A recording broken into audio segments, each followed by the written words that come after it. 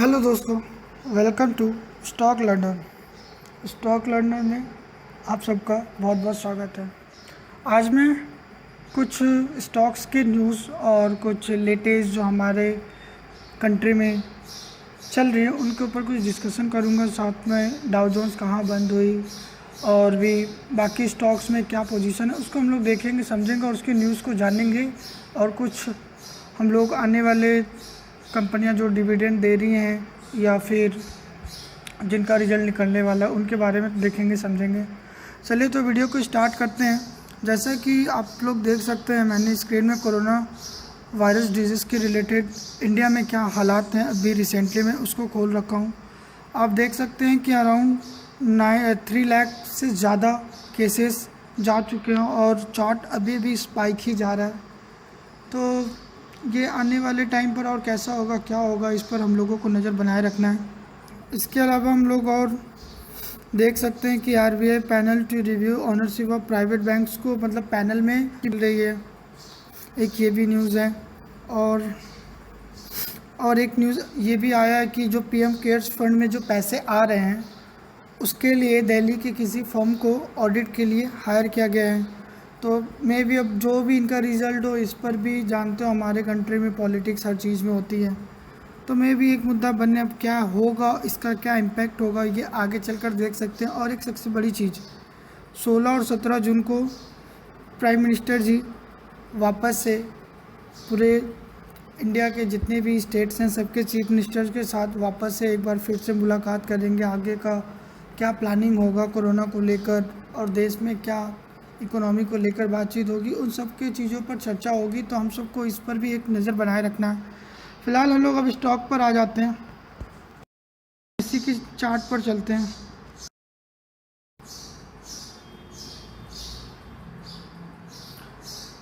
ये देख सकते हैं कि एनईसी ने वापस से कैसे बाउंस बैक दिया थी, उससे भी जाकर प्लस में जाकर बंद हुआ। तो ये एक अच्छा न्यूज़ है। मे भी आगे की तरफ वापस से निफ्टी 10,000 लेवल को क्रॉस करे। हम लोग को पता है कि 10,000, 10,034 या 38 इन सब के आसपास एक रेजिस्टेंस बन रहा है। तो मे भी अगर मंडे को इसके ऊपर खुले तो हम लोग को एक अच्छी तेज़ी बढ़ सकती है। उसके भी एक रीज़न है, चलिए डाउन जो देख लेते हैं।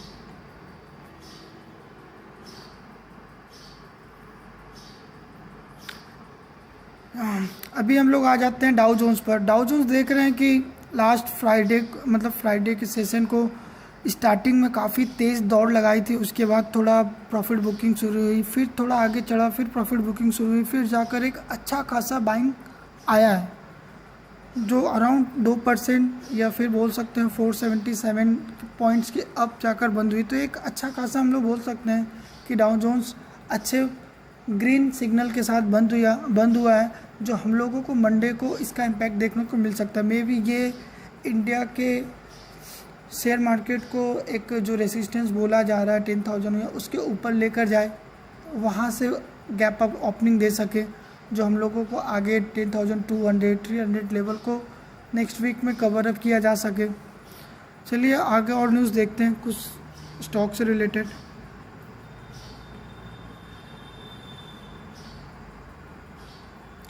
हाँ, फिलहाल अब हम लोग आ जाते हैं रिलायंस इंडस्ट्रीज़ पर। जैसा कि पता है कि ये हम लोगों का नंबर 1 कैपिटल मार्केट कैपिटलाइजेशन के हिसाब से नंबर 1 शेयर है हमारे कंट्री का, हमारे स्टॉक मार्केट का। और इसमें बहुत सारी न्यूज़ आ भी रही हैं। और रिसेंटली फ्राइडे को इसका जो राइट शेयर इशू का जो डेट था वो ओवर हो चुका, मंडे से उसका अलॉटमेंट होगा। तो वो भी एक न्यूज़ बना है, तो इसको भी हम लोग न्यूज़ में रख सकते हैं। और एक न्यूज़ है कि उनसे जो उनको ये मिला है, मुकेश अंबानी जी ने भी अपने वहाँ पर करीब 5.5 लाख शेयर के ऊपर ही उनको भी राइट इशू में शेयर मिला है, तो जिनसे उनका अभी वो वापस से एशिया में सबसे टॉप हो चुके हैं। आगे बढ़ते हैं, फिर वहीं पर देख सकते हैं कि एक न्यूज़ ये भी था कि जितने भी यहाँ पर 13 मिलियन की $1 बिलियन की जो डील हुई है उनसे रिलेटेड बोला जा रहा है कि कोई मनोज मोदी है जो उनके और भी बाकी सारी सब्सिडरी कंपनी में एक अच्छे पोजीशन पर है, मैनेजमेंट पोजीशन पर है, उनका एक बड़ा हाथ माना जा रहा है। और भी बहुत सारी डील्स हैं जो हम लोग देख सकते हैं कि साउथ ये साउथ साउथ एशिया से बहुत सारे जो अरब साइड से हैं, बहुत सारे अभी भी कंट्री के जो कंपनीज हैं, बड़े बड़े कंपनीज, वो वापस से रिलायंस जियो में इन्वेस्ट करने की बात कर रहे हैं। इसके अलावा हम लोग ये भी सुन रहे हैं कि अमेरिका की कोई एक और कंपनी है जो वो भी अब रिलायंस में स्टेक लेने की बात चल रही है। तो ये सब सारे न्यूज़ हैं जो मे बी मंडे रिलायंस को एक अच्छा खासा बूम्स देगा। चलिए आगे पे चलते हैं। रिलायंस के बाद हम लोग आ जाते हैं बजाज फाइनेंस शेयर पर। जैसे कि पता है कि ये एनबीएफसी का बहुत ही तगड़ा शेयर है। रिसेंटली बहुत कुछ इसमें नेगेटिव चल रही थी मोराटोरियम की वजह से, लेकिन धीरे धीरे जैसे हालात सुधर रहे हैं ये बहुत ही तेज़ी से रिकवर कर रहा है। आप लोग देख सकते हैं कि लास्ट वीक इसने अच्छा खासा ऑलमोस्ट 33% 34% की तेज़ी दिखाई थी। और अभी इंटरेस्ट की बात चल रही है, मे भी अगर कुछ पॉजिटिव न्यूज़ आया तो ये वो सारे शेयर्स हैं जो बहुत ही तेज़ी से गिरते हैं तो बहुत ही ज़्यादा तेज़ी से भागते हैं। तो हम लोगों को इन शेयर पर भी नज़र बनाए रखना है। आगे बढ़ते हैं, आ जाते हैं आईआरसीटीसी शेयर्स पर। ये शेयर्स भी पता है कि एक अच्छे खासे लिस्टिंग होने के बाद बहुत ही तेज़ी से बढ़ रहा था। वापस से ये कुछ कंसोलिडेशन जोन में जा रहा था, लेकिन इससे रिलेटेड कुछ न्यूज़ है जैसे कि ऑलमोस्ट 8 तारीख से सभी ट्रेनें ओपन कर दी गई ऑलमोस्ट। और रिसेंटली एक न्यूज़ आया है कि जो आईआरसीटीसी है अपने सीट अवेलेबल्स के लिए कुछ कैश ऑफर्स जनरेट कर रही हैं, दे रही हैं, जिससे कि वो ये अनुमान लगा रहे हैं कि आने वाले टाइम पर बहुत जल्दी उनका बिज़नेस ग्रो करेगा। तो ये भी एक न्यूज़ है। आगे बढ़ते हैं, जो अगले शेयर पे चलते हैं। आ जाते हैं एचडीएफसी बैंक शेयर पर। पता ही है कि ये प्राइवेट बैंकिंग शेयरों में सबसे बहुत ही अच्छा शेयर माना जाता है, क्योंकि इनकी जो मैनेजमेंट है ये बहुत ही अच्छे से अपने लोन बुक्स को टैकल करती हैं, बहुत ही अच्छे से। ये ज़्यादा फालतू के लोन भी नहीं बांटते हैं। फ़िलहाल इनसे कुछ न्यूज़ है। जो HDFC share falls 3% at it announces bond issue of up to 4,000 crore के बॉन्ड इश्यू ला रही हैं। इनके अलावा इन्होंने जो लेंडिंग रेट थे उनमें भी उन्होंने कुछ कमी लाई है, जिनकी वजह से इन पर कुछ इफेक्ट पड़ेगा। मे बी मंडे इस पर भी कुछ देखा जाए, कुछ कैसा माहौल रहता है तो हम लोग इस पर भी कुछ आगे का पोजीशन ले सकते हैं। आगे बढ़ते हैं, एसबीआई पर आ जाते हैं। एसबीआई आप लोग जानते हैं अभी वापस से कुछ टाइम से बहुत ही अच्छा खासा रिवर्स बैक दिखा रहा है। 150 के लेवल से वापस से एक अच्छा खासा रिवर्स बैक बता रहा है। इसके भी कुछ न्यूज़ हैं यहाँ पर, जैसे एसबीआई ने अनिल अंबानी के अगेंस्ट में एनसीएलटी गए हैं, जहाँ से उनको 1200 करोड़ रिकवर करने के लिए कोर्ट में इनकी सुनवाई चल रही है। और इनके अलावा ये $202 मिलियन शेयर सेल किए हैं रिसेंटली, एक दिन पहले एसबीआई लाइफ इंश्योरेंस से जो इनका बिज़नेस था वहाँ पर ओपन मार्केट में। इनके अलावा अभी रिसेंटली ये सुना जा रहा था कि इनके जो चेयरमैन हैं रजनीश कुमार जी, इन्होंने अपने रिसेंट स्पीच में ये बताया भी था कि हम लोगों ने ऑलमोस्ट जितने भी कोविड-19 से रिलेटेड जितने भी एनपी हो सकते थे उन्होंने प्रोविजनिंग उनका कर चुका है, और आगे इनका अब प्रोविजनिंग बहुत ही कम होगा, ऐसा ये लोग अनुमान बता रहे। तो मे भी ये एक इम्पैक्ट करेगा इसके ऊपर। और इवन तो अभी जितने भी बैंकिंग शेयर हैं सब पर तो आप समझ ही सकते हैं कि जो इंटरेस्ट वेवर को लेकर एक केसेस चल रहा है उसको लेकर भी एक इम्पैक्ट पड़ ही रहा है। तो आने वाले 17 तारीख तक तो इन सब शेयरों में भी वॉलेटाइल रहेगा, तो इन सब शेयरों में भी हम लोगों को नज़र बनाए रखना। आगे बढ़ते हैं,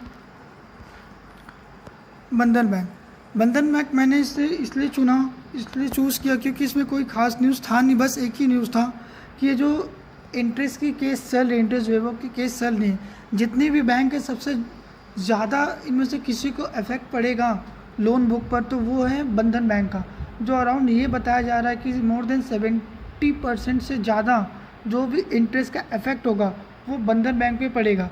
इसलिए फ्राइडे को जब ये न्यूज़ मिला कि सुनवाई टल चुकी है 17 तारीख तक, सभी बैंकों में बंधन बैंक बहुत ही तेज़ी से अप किया, क्योंकि ये जब वो न्यूज़ टली थी तो वहाँ पर उनके लिए कुछ गुड न्यूज़ माना जा रहा था कि बैंकिंग शेयरों के लिए। और ये भी सुनने में आ रहा था कि जो बैंक्स जो इंटरेस्ट वेव अप की बात चल रही थी, वो सारे इंटरेस्ट वेव अप नहीं होंगे तो वो वाले होंगे जो इंटरेस्ट पर इंटरेस्ट चार्ज हो रहा है मोरेटोरियम पीरियड में, उसको लेकर वेव अप होने की बात चल रही है। फ़िलहाल अभी ये कितना कंफर्मेशन है ऐसा तो कुछ मिला नहीं है, लेकिन बंधन बैंक को इसलिए चूज़ किया मैंने क्योंकि ये बाकी सारे शेयरों में सबसे ज़्यादा वो न्यूज़ ये है कि ये करीब ऑलमोस्ट 350 रुपये की डिविडेंड दे रही है, नॉर्मल प्लस स्पेशल। इसका भी डेट कुछ 17 या 18 को है, तो आप इसमें भी स्टेक बना सकते हैं और एक अच्छा खासा डिविडेंड जो मिल रहा है एनुअली, उनका भी आप फ़ायदा उठा सकते हैं। फिलहाल आगे बढ़ते हैं। वेल में आ जाऊँ, इनमें आज 13 तारीख है और करीब अराउंड 5 बजे इनका रिज़ल्ट आएगा। देखते हैं इनका कैसा रिज़ल्ट आता है। फ़िलहाल कुछ टाइम से ये भी अच्छे तगड़े खासे रिवर्स बैक को दिखा रहा है, तो अनुमान ये लगाया जा रहा है कि इनमें रिज़ल्ट अच्छा आएगा। और ये जो एक न्यूज़ थी इससे रिलेटेड, तो इस पर भी आप नज़र बनाए रखें। आगे बढ़ते हैं।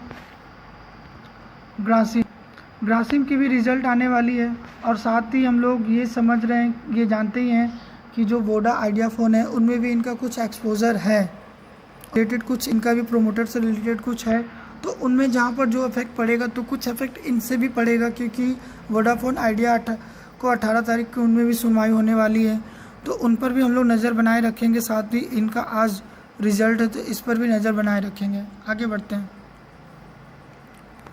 विनती ऑर्गेनिक, इस पर भी आज ही इनका रिज़ल्ट आने वाला है, और ये बहुत ही अच्छा शेयर है केमिकल सेक्टर का। आप इसका रिटर्न देखेंगे तो बहुत ही शानदार है। जितनी तेज़ी से ये गिरा था उससे उतना ही तेज़ी से ये सारा चीज़ रिकवर कर चुका है।